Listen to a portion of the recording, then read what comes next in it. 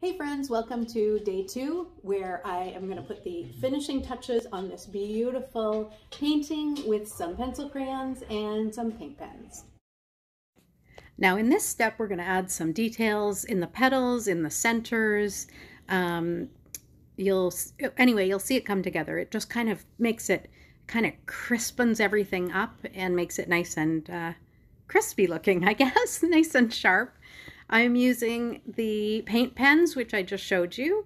Prismacolor Premieres are my favorite for pencil crayons, and this is a colorless blender. I, of course, have my trusty pencil sharpener handy because sharp pencil crayons are the best pencil crayons usually. And away we go. So I basically just chosen colors that are gonna blend with what I've got so that they'll look like natural parts of the flowers.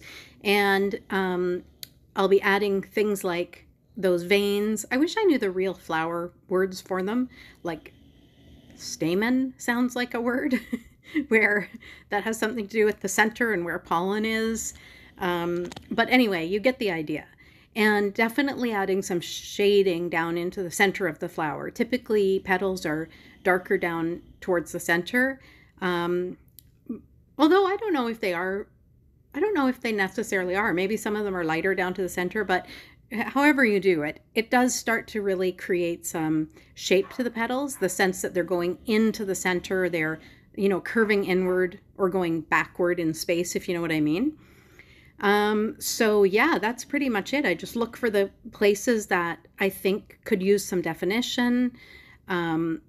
I'm careful not to outline because I don't want it to have like a fully outlined cartoony look, but adding some partial outlines can really crispen up the edges. I don't know if crispen is a word, but you know what I mean. So I do definitely put some partial outlines on the petals, but I don't really ever go right around the whole petal in an outline because that would look really cartoony and basically not like nature. What I'm looking to do is just to kind of emulate the shapes that you see in nature. And one thing that's really cool, since I started working on flowers, and it's summer right now, and my neighborhood is full of beautiful flowers.